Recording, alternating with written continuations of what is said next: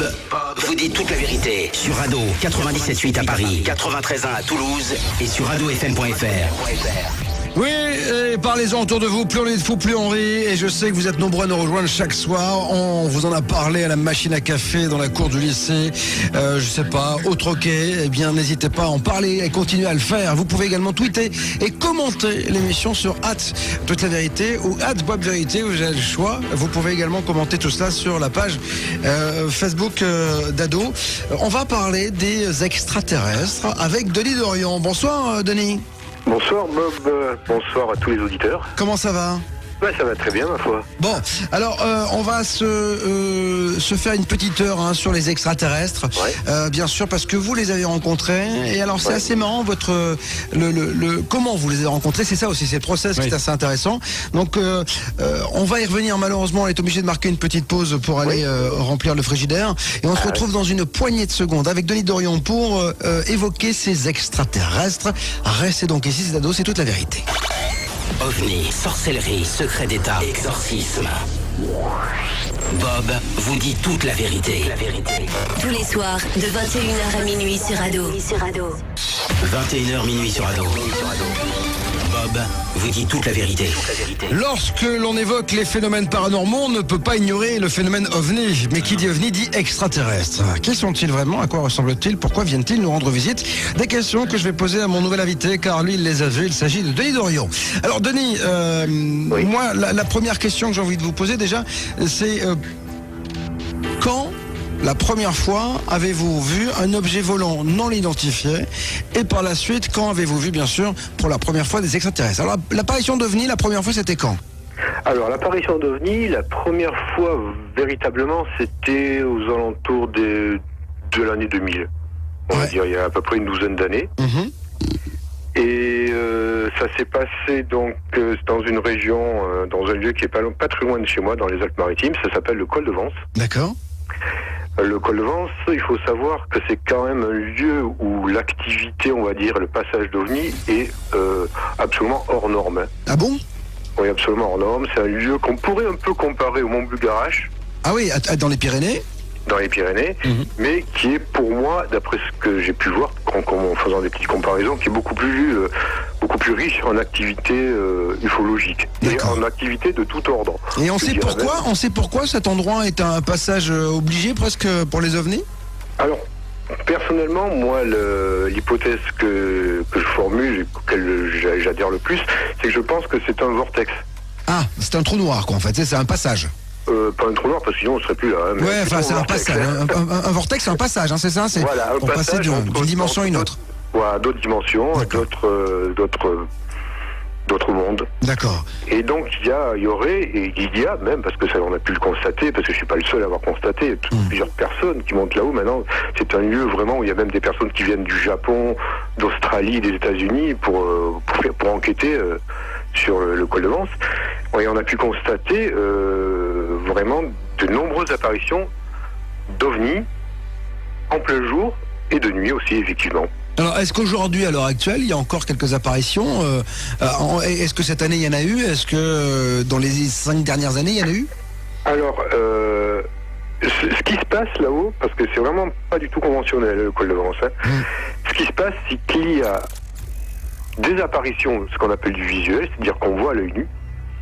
Alors ces apparitions sont relativement assez rares, mais par rapport au col, pas par rapport au reste de la France, c'est déjà beaucoup plus.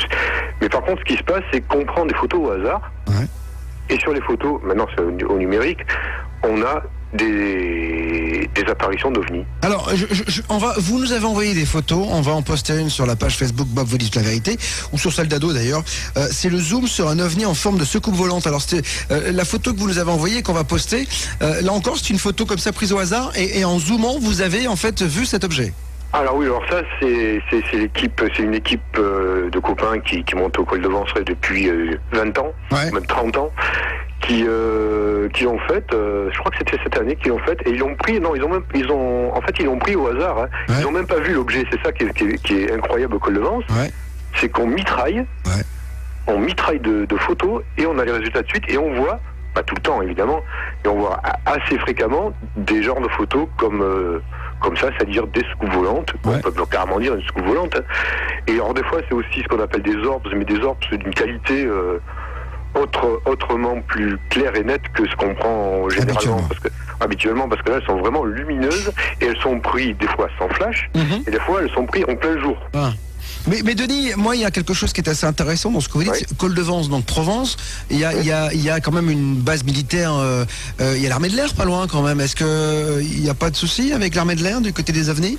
Alors, il y a une base militaire, mais elle est quand même assez loin. Hein. C'est le camp de Canger, c'est dans le Var. Ouais. Il est quand même relativement loin du col. Oui, mais ça veut dire que des mirages croisent en fait. C'est-à-dire qu'il y a pas mal d'avions qui sont dans le ciel quand même. Il y en a, mais enfin, ils font pas. C'est une base de l'armée de terre hein, quand même. D'accord. C'est pas une base aérienne. Et c'est surtout une base d'entraînement, de formation, le camp de Cangers. Donc, ouais, d'accord. par rapport au col de Vence, c'est quand même loin. Par contre, ce on peut savoir, c'est quand même que officiellement ou officieusement, les militaires s'intéressent très fortement au col de Vence. Ah oui? Oui.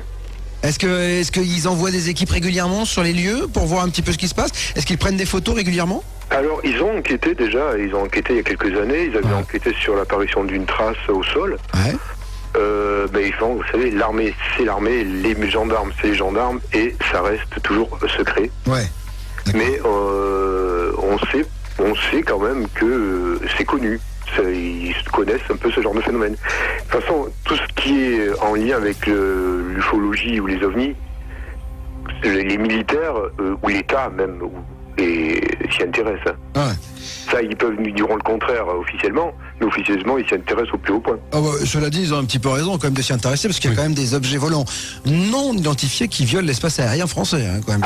Oui, et puis alors, quand ils veulent, où ils veulent. Voilà, en toute impunité, ça c'est ce qu'on dit. Alors, Totalement. donc apparition d'OVNI, la première fois c'était donc il y a 10 ans à peu près, hein, c'est ça? À peu près il y a 10 ans, oui. Donc j'étais monté au col de Vence, ça faisait déjà pas mal de temps qu'on faisait des veillées là-haut. Et on avait l'habitude de faire des petits pique-niques parce que le coin, c'est un coin qui s'y prête, c'est sympa, c'est en pleine nature, c'est un haut plateau, c'est au-dessus de la ville de Vence. C'est à peu près à 1000 mètres d'altitude, hein, quelque chose pas loin. Et on a l'habitude de faire des veillées, des petits pique-niques. Et au cours d'une soirée, on avait fini de pique-niquer, on était 4 ou 5. Et on est en train de parler justement de l'apparition d'un triangle lumineux qui avait déjà eu lieu, je crois, 4 fois auparavant. D'accord. Dans la région? Au même endroit, au col de Vence. D'accord, ok, d'accord. Au col de Vence. Et ça, donc on était en train d'évoquer ce phénomène. Et ce qui est, voilà, là où vraiment c'est complètement dingue, c'est qu'au moment où on commence à évoquer ce phénomène-là, il nous apparaît. Il apparaît en plein ciel, c'était la nuit. C'était gros? Ça devait être quand même quelque chose d'assez grand. Hein. C'était loin, mais c'était assez grand. Et vous étiez combien là? Combien de témoins? On était combien? On était 4 ou 5, je crois. Ah oui, quand même. Okay. On était plusieurs, il y avait une partie qui s'est séparée, qui allait un peu prospecter ailleurs, qui n'a rien vu malheureusement, et nous autres qui étions sur un petit promontoire, quoi. Ouais. Et là, on a vu le spectacle, on l'a eu droit devant nous. Hein. Ah ouais, d'accord. C'était quelque chose... Impressionnant? Ah oui, vraiment impressionnant. C'était une formation triangulaire qui est apparue alors d'un coup, c'est surgi de nulle part. Ouais. On n'a rien compris. C'était très lumineux, ça faisait comme des gros spots lumineux. Et c'était, on va dire, à l'aplomb d'une montagne et à une altitude qui exclut tout autre appareil.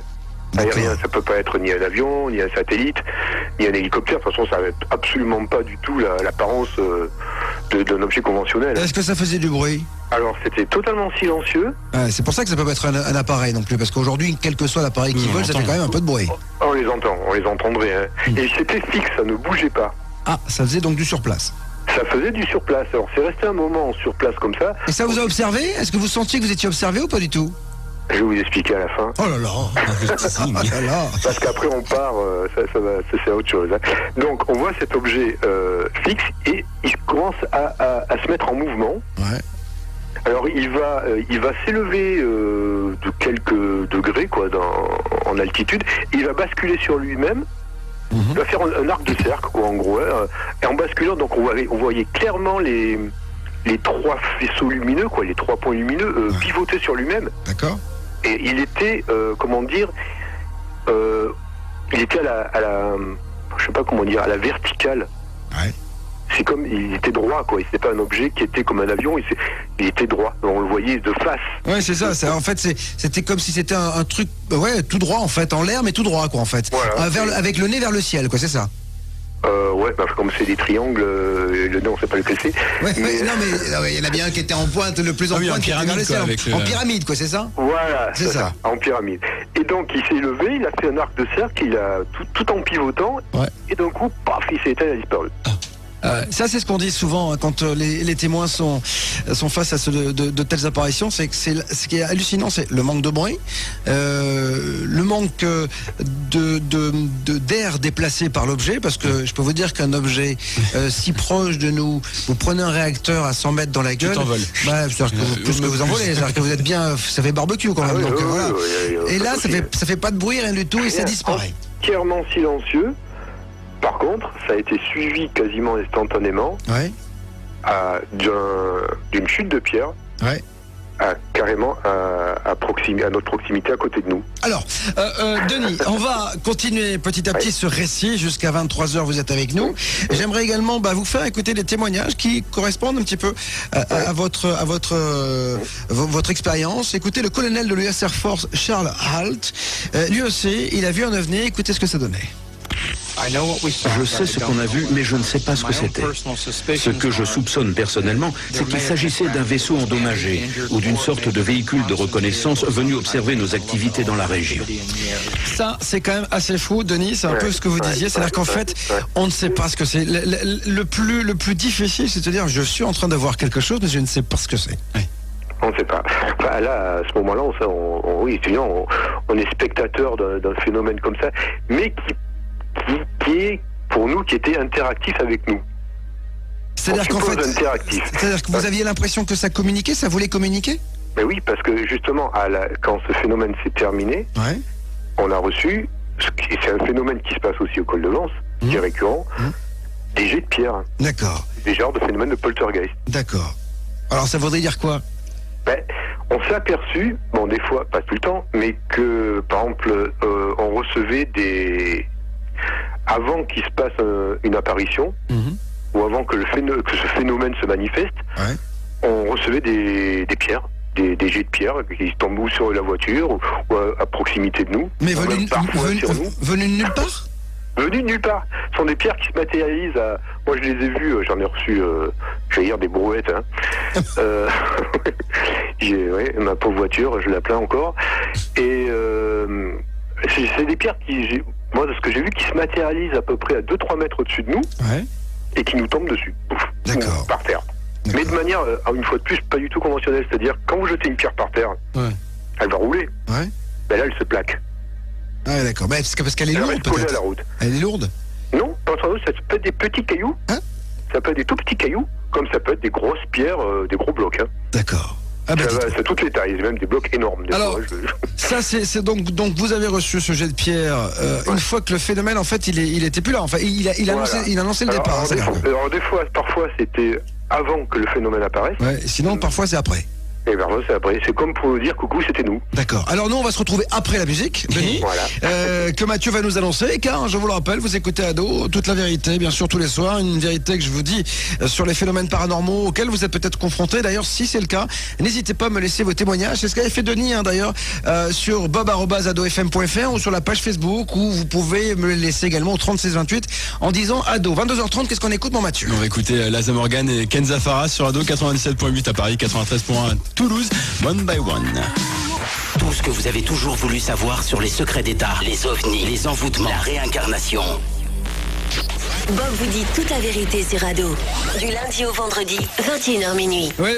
Parlez-en autour de vous. Et puis, bien sûr, vous savez, sur la page de l'émission Bob vous dites la vérité, on poste beaucoup de choses. Vous pouvez aller voir toutes les vidéos des phénomènes que nous avons vécu avec Giorgio, par exemple, le mentaliste, qui sera là demain avec nous, comme une fois par semaine. Toutes les semaines, il est avec nous. Il fera encore une fois des phénomènes, il provoquera encore une fois des phénomènes paranormaux auxquels j'ai été associé la semaine dernière. Vous allez me voir faire un truc de ouf, parce que même moi, j'ai toujours pas compris comment ça a marché. Mais quoi qu'il en soit, toutes les vidéos, vous pouvez les voir sur la page Facebook Bob vous dit toute la vérité. Nous parlons OVNI. Toute la vérité. Avec Bob. 21h minuit sur Ado. Denis Dorion est avec nous. On était en train de parler de ce jet de pierre que vous aviez reçu et qui est assez symptomatique, Denis, des ovnis, en tout cas du côté du col de Vence. Lorsqu'ils vont apparaître, on reçoit souvent des pierres et lorsqu'ils disparaissent, on les reçoit aussi. Donc ça, c'est ce que vous m'aviez dit juste avant la musique. Et puis, bien sûr, on a tous envie de savoir, est-ce que vous avez rencontré les extraterrestres? Oui. Alors là, c'est à un autre niveau, ça se passe. C'est que comme j'ai aussi la capacité à quitter mon corps volontairement, ce qu'on appelle le voyage astral. D'accord. J'ai eu des rencontres avec eux. D'accord. En voyage astral. En voyage astral sur des plans subtils, on va dire. D'accord. Alors là, c'est un autre domaine, c'est plus tout à fait de l'ufologie, parce que l'ufologie, ça reste la recherche d'observation d'ovnis. Bien sûr. C'est aller directement à l'intérieur. Mais alors, justement, quel rapport entre le voyage astral et les extraterrestres? Le rapport, c'est qu'en fait, je me suis aperçu que leur technique d'approche, maintenant, ils utilisent le voyage astral pour rentrer en contact avec les gens, avec certaines personnes en tout cas. On va dire dans les années 50 jusque dans les années 80, c'était des contacts un peu à George Adamski, c'est-à-dire qu'ils avaient des contacts directs, mais d'après ce que moi j'ai compris, ou qu'ils m'ont fait comprendre, ils ont arrêté cette approche-là, parce que le temps était fini de contacter les gens de cette manière-là. Et il y a eu aussi une période de channel par channel, mais alors channel c'est quand même très rare malgré tout. C'est quoi le channel? C'est quoi? C'est le canalisation par canalisation. D'accord. Mais alors, il y en a quand même beaucoup moins que tous ceux qui prétendent être des canaux recevant des messages d'extraterrestres. Parce que vous savez, il y a Coralie par exemple sur la page Facebook qui me dit pourquoi ils ne se montrent pas.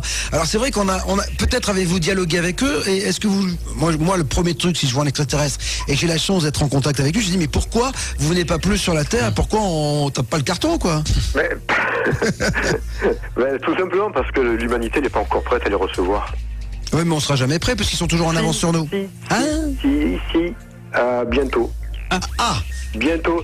Enfin, moi, ce qu'ils m'ont dit, il y a environ, c'était il y a 20 ans, un peu moins de 20 ans. Ils m'ont dit, il y a 20 ans, on leur avait posé la question, et je leur avais posé la question. Aux extraterrestres, Aux extraterrestres, et je leur avais demandé, quand est-ce que nous, on vous verra débarquer sur Terre et prendre contact avec l'humanité. À l'époque, ils nous avaient dit non, pas vous, enfin pas l'humanité de ma génération, mais vos enfants, oui. D'accord. Donc c'est bientôt là. Mais nos enfants, maintenant, ils ont quasiment plus de 20 ans. Vous avez quel âge, Denis? J'avais 49. Merde, je les verrai pas non plus. Non plus. Mais vos enfants, oui. À moins que peut-être on arrive à vivre un peu plus longtemps.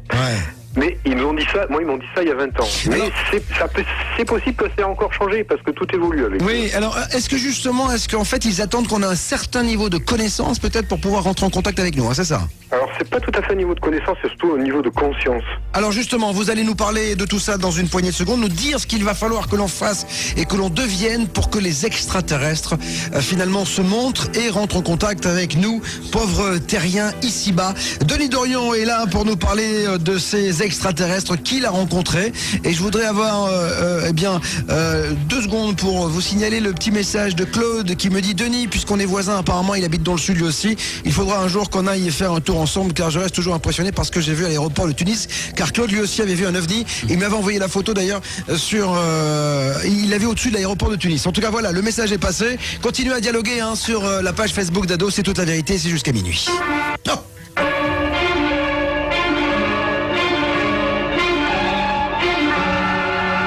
Tous les les soirs. 21h minuit sur Ado.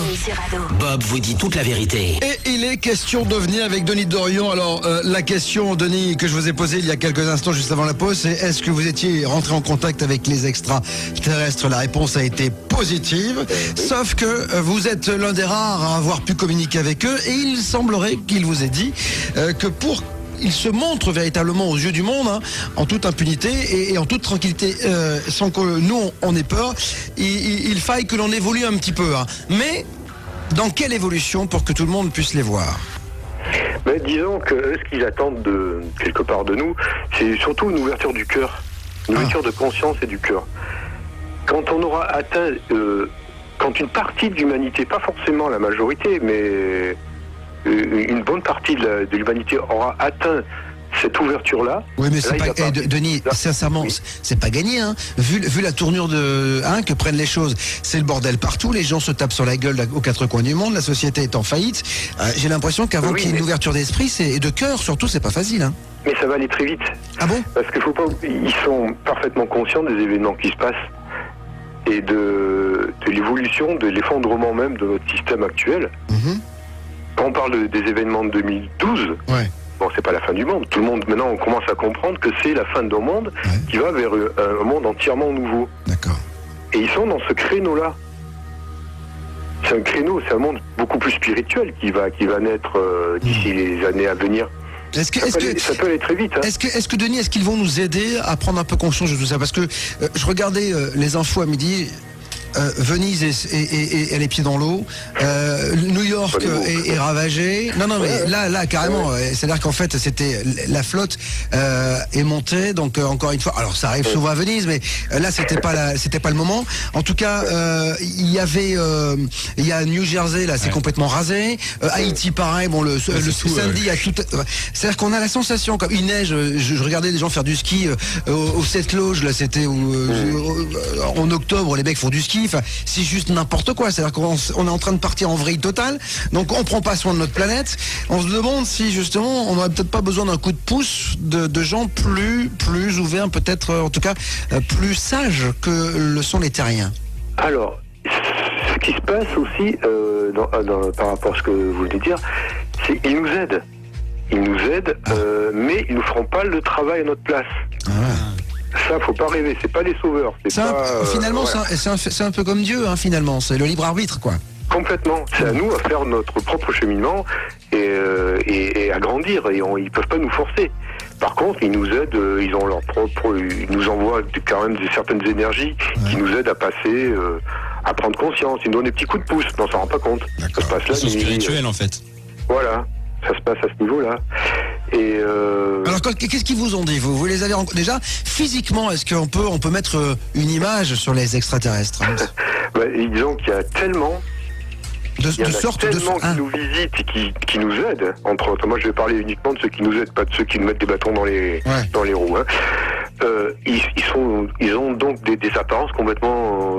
Ça peut aller de petits êtres de 1,50 m à des êtres qui font 4 à 5 mètres de haut, en passant par des apparences humaines, humanoïdes, d'autres qui ressemblent presque à des végétaux, on va dire, ou d'autres qui peuvent ressembler. C'est très difficile. Ils ont même des apparences, des fois, on les rencontrerait dans un coin de rue, on partirait en courant, mais ils sont pas forcément méchants. Ils sont juste pas beaux, quoi. Alors, il y en a des très très beaux. Et j'ai rencontré des êtres qui sont d'apparence physique vraiment magnifique. Ouais, il paraît qu'il y a un nageur suédois là, il m'énerve déjà.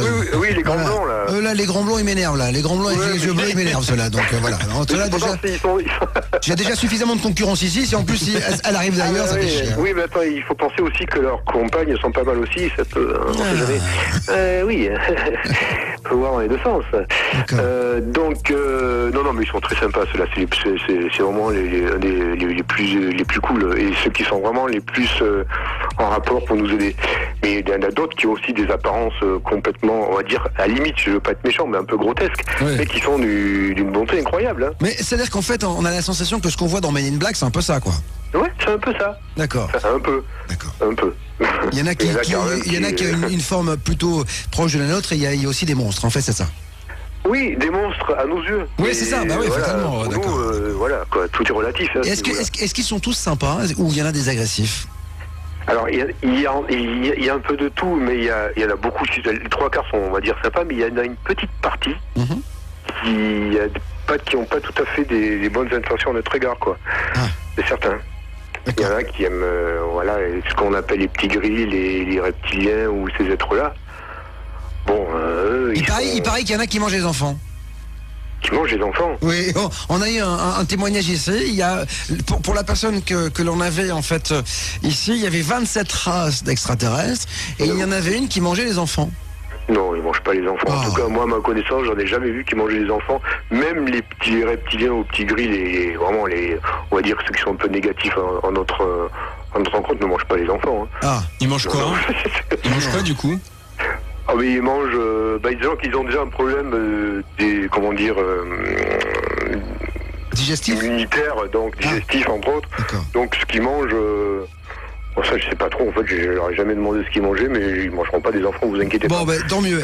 Alors dites-moi, ça, ce sont les contacts que vous avez vus, ce qu'on appelle en voyage astral, hein, c'est ça à peu près. Ouais, alors, est-ce que vous avez eu d'autres contacts sans être en voyage astral? Parce que il y a bien sûr toujours les gens, parce que moi j'expose, il y en a qui disposent, qui vont dire oui, mais il a vu ces extraterrestres en voyage astral, donc c'était pas vraiment la réalité. Mais dans la vraie vie d'aujourd'hui, puisque vous allez souvent au col de Vence, est-ce que vous avez vu des extraterrestres? Est-ce que vous êtes rentré en contact avec des gens venus d'ailleurs aujourd'hui sur notre bonne vieille terre? Ah, allô? Oui? J'ai pas, on a été coupé 2 minutes là. Ah, là ça coupe aussi, donc je ne sais pas ce qui se passe, c'est étrange, nous avons des entités dans ce coin. 22h47, on va mettre un peu de musique, on va essayer de récupérer Denis. Peut-être que les extraterrestres ne veulent pas que l'on se parle, quoi qu'il en soit. Jusqu'à 23h, il est question d'E.T. Oui, avec Denis Dorion. Mathieu, qu'est-ce qu'on écoute? Là on va écouter Maroon 5 avec Wiz Khalifa. j'adore ça. Ben oui, c'est Payphone sur Ado dans toute la vérité. Et jusqu'à minuit en plus.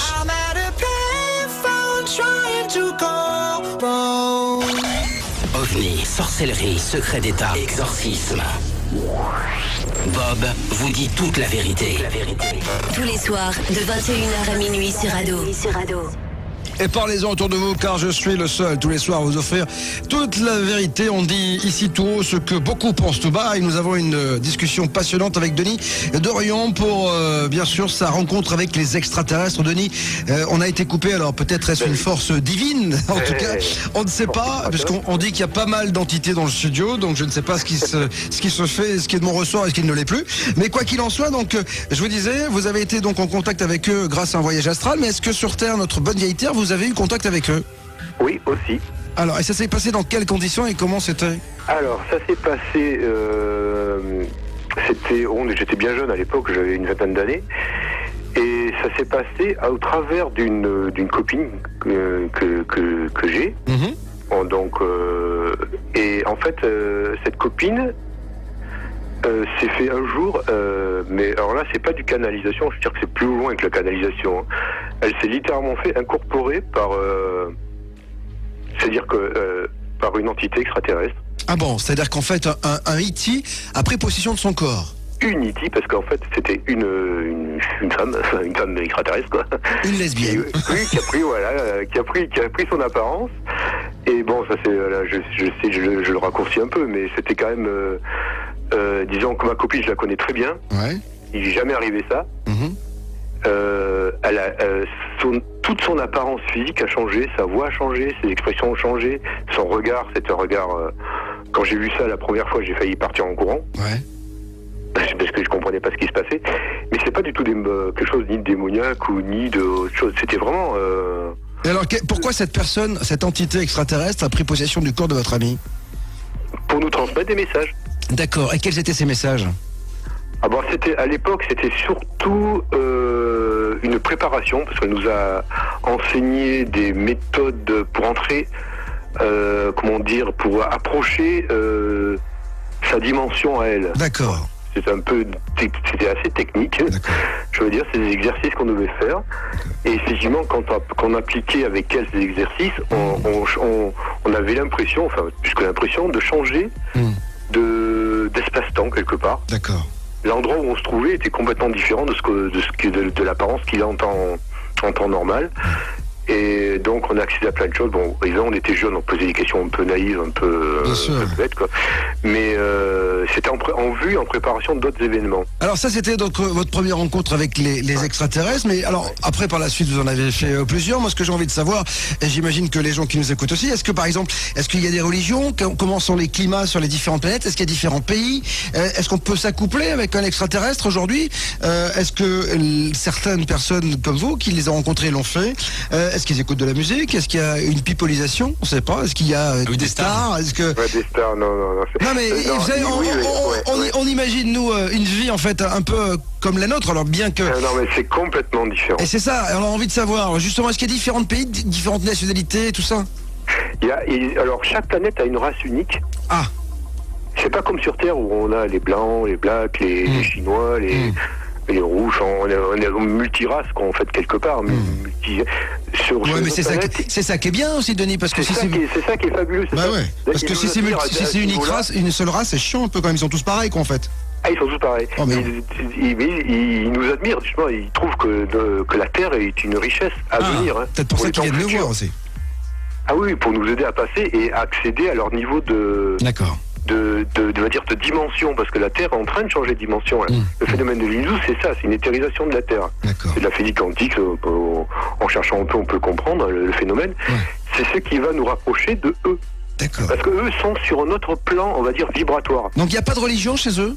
Non, il n'y a pas de religion. Ils ont dépassé tout ce... Il n'y a pas de pouvoir, il n'y a pas de politiciens, il n'y a pas de chefs comme on les conçoit. C'est nous, c'est surtout des sages. D'accord. Des groupes de sages qui peuvent à la limite diriger ou influencer l'avenir de leur monde, mais ils vivent pas, il n'y a pas de notion d'argent, ça ils ont dépassé depuis longtemps, donc ils n'ont pas besoin de travailler pour vivre. Ouais. Tout est autoproduit. Oui. Oui, on dit, vous savez, on dit que parfois les extraterrestres, pour certaines personnes, sont déjà sur Terre. Est-ce que vous le pensez? Oui, ils ont des bases sur Terre, oui. Ils ont des bases sur Terre, mais ils sont même parmi nous. Ils peuvent prendre l'apparence humaine. Pour eux, c'est facile. D'accord. Ça veut dire que là, autour de... on peut en croiser, quoi. On peut en croiser dans la rue. C'est-à-dire que votre collègue au travail, quelqu'un qui est avec vous depuis une vingtaine d'années, par exemple, au boulot, peut être un extraterrestre. Oui, mais oui, complètement. En fait, ça ressemble un peu à ce qu'on voyait dans Les Envahisseurs avec David Vincent, quoi. Oui, à part que là, ils veulent pas nous envahir, ceux-là. Oui, ceux-là, ouais. Donc, non, ils venaient pour nous amener. Ceux-là, ils sont là pour nous aider. Mais on risque que ces genres de personnes, on pourrait les trouver dans des postes clés. On peut trouver ces genres d'êtres, par exemple, dans des postes clés de gouvernement, dans l'armée, même dans les religions, même dans la haute finance. Est-ce qu'il est possible que les gens qui nous gouvernent aujourd'hui, parmi les gens qui nous gouvernent dans le monde, il y ait des extraterrestres? Alors, pas parmi ceux qui nous gouvernent. Parce que ceux qui nous gouvernent, malheureusement, ils sont sous l'influence d'un autre type d'extraterrestres qui les contrôle. C'est-à-dire qu'en fait, ils sont sous l'influence d'extraterrestres, en fait, c'est ça? Oui, parce que il faut savoir que le monde actuellement, pour l'instant, il est contrôlé par ce qu'on appelle les 100 familles, c'est-à-dire ce qu'on appelle le gouvernement mondial, qui sont les Illuminati. Ouais, on en a parlé ici même.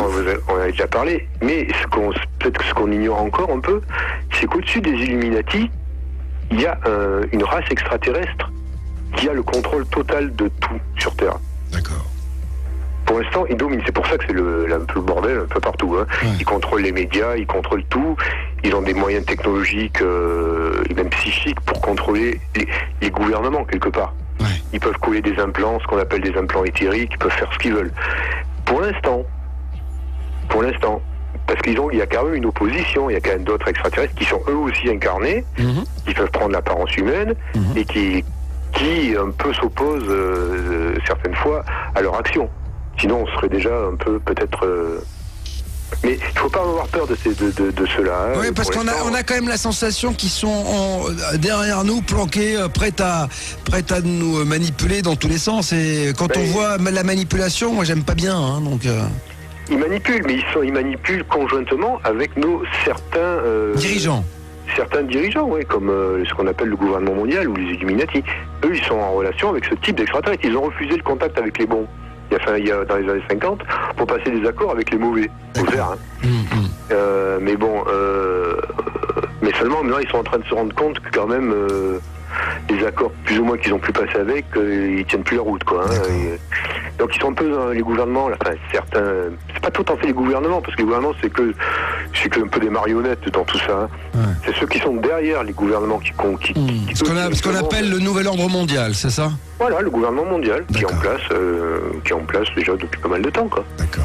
Alors on va être obligé de se quitter malheureusement, Denis, parce que oui, mais on va se revoir, hein, on va se revoir pour continuer à parler de tout cela, parce que je sais que vous êtes un passionné, il vous est arrivé des choses incroyables dans votre vie, et surtout vous êtes ouvert. Et je pense que en fait il faut être vachement ouvert d'esprit et vachement réceptif, hein, pour pouvoir rentrer en contact avec ce genre de personnage et puis accepter tout ce que vous avez vécu. Complètement. Et ce qu'on peut dire aux auditeurs, parce que les auditeurs qui nous écoutent sont relativement jeunes. Ouais, ils ont entre 15 et 65 ans. C'est ça. Eh ben, on va dire ceux qui sont entre 15 et 30 ans. Ils ont une grande chance de les voir un jour débarquer. Ah bah génial, bah, j'espère que c'est bien noté. On peut leur dire ça. Ouais, bah, voilà, en tout cas le message est passé. C'était Denis Dorion en direct sur Ado dans toute la vérité. À bientôt Denis. À bientôt, bonne soirée, merci. Au revoir. Au revoir.